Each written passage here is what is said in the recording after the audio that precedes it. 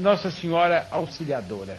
Por que o título de Auxiliadora? Nossa Senhora Auxiliadora dos cristãos. Nossa Senhora tem como maior glória o ser auxiliadora? Para ela não é glória maior ser mãe de Deus? É claro. Para ela não é glória maior ser corredentora do gênero humano? É claro. Para ela não é glória maior ter sido concebida sem pecado original? É claro. Por que então Nossa Senhora Auxiliadora? Por que tanta insistência em torno desta invocação Nossa Senhora Auxiliadora? Compreende-se. Como ela é mãe de Nosso Senhor Jesus Cristo e é nossa mãe, ela está permanentemente disposta a nos ajudar em tudo aquilo de que nós precisamos. São Luís Guignon de Montfort tem uma expressão que parece exagerada, mas que está absolutamente dentro da verdade. Ele diz que se houvesse no mundo uma só mãe, reunindo em seu coração todas as formas e graus de ternura que todas as mães do mundo teriam por um filho único, e essa mãe tivesse um só filho para amar, ela o amaria menos do que Nossa Senhora ama todos e cada um dos homens. De maneira que ela é de tal maneira mãe de cada um de nós, e nos quer tanto a cada um de nós, por desvalido que seja, por desencaminhado que seja, por espiritualmente trôpego que seja, por nada que valha. Ela é de tal maneira a mãe de cada um que o homem, se voltando para ela, o primeiro movimento dela é um movimento de amor e de auxílio. Porque ela nos acompanha antes mesmo de nos voltarmos para ela. Ela tem ciência do que acontece com todos os homens, em todos os lugares. Ela nos vê aqui a nós, falando dela. E eu ouso esperar que, pela intercessão dos nossos anjos no céu, ela sorria quando nos vê falarmos dela e vê os ós e os monumentais, etc., estrugirem com aplausos nesta sala. Ela conhece, portanto, nossas necessidades. E é por intercessão dela que nós temos a graça de nos voltar para ela. Ela que pede a Deus que tenhamos essa graça. Deus nos dá graça, nós nos voltamos para ela. Nós nos voltamos, primeira pergunta é, meu filho, o que queres? Eu já vi uma afirmação que a mim me parece verdadeira. Não era num grande teólogo, mas eu tenho a impressão de que era verdadeira.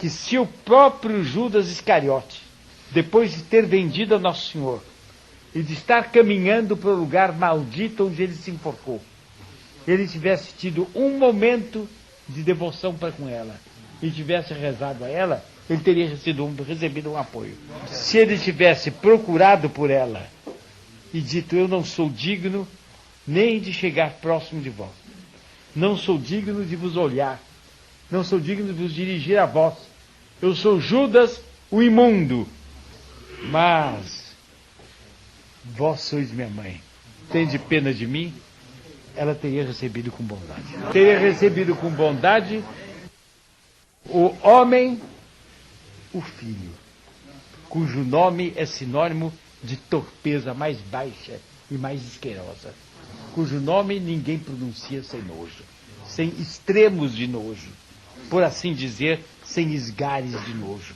Judas Iscariote, até isso. Mas nós temos dificuldade em ter isso sempre em vista. Por quê? Porque nós não vemos. E na nossa miséria, nós muitas vezes somos daqueles que não creem porque não veem. Nós esquecemos, não duvidamos, mas esquecemos. Nos sentimos tão longe, nos sentimos tão deslocados, que nós dizemos, mas será mesmo? Depois aconteceu-me isso, aconteceu-me aquilo, aconteceu-me aquilo outro. Eu pedi a ela e não fui socorrido. Por que eu vou crer que agora eu vou ser socorrido? Mãe de misericórdia, às vezes, para alguns, para mim, às vezes, mas às vezes não. Nesta próxima aprovação, porque sei que serei socorrido. Ó Mãe de misericórdia. É nessas horas que a gente deve dizer, auxilium Christianorum, ora pro nobis. Mais do que nunca, é nessas horas que nós devemos dizer, auxilium Christianorum.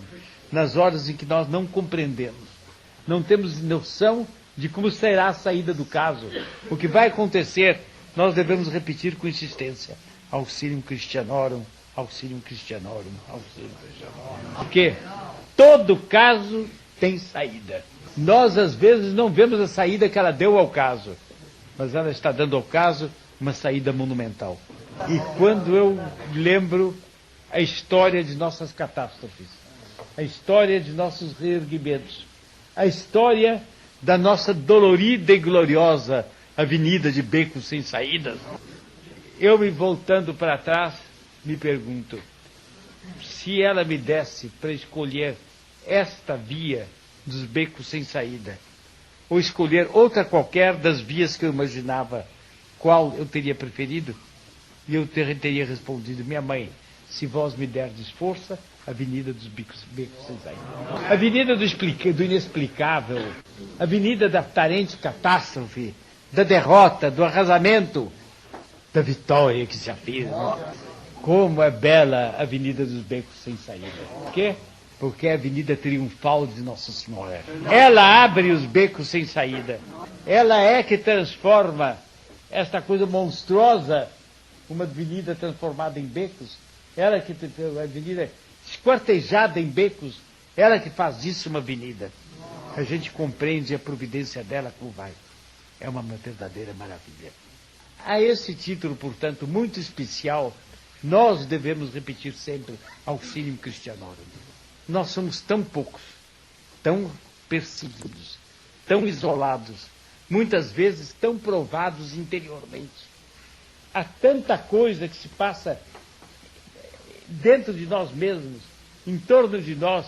Sentimos tanto o adversário que ruge a toda espécie de distâncias. Como é que nós não devemos dizer sempre: Auxilium Christianorum, Auxilium Christianorum?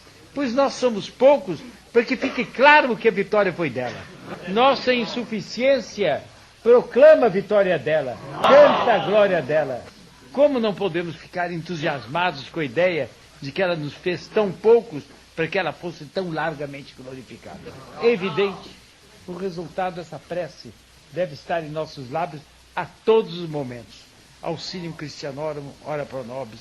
Auxilium Christianorum, ora pro nobis. Meus caros, rezemos, portanto, Auxilium Christianorum, Auxilium Christianorum, Auxilium Christianorum, em todas as circunstâncias de nossa vida, e nossa vida acabará tal que na hora de morrer, quando nós estivermos no último alento e ainda dissermos Auxilium Christianorum, daí a pouco o céu se abre para nós.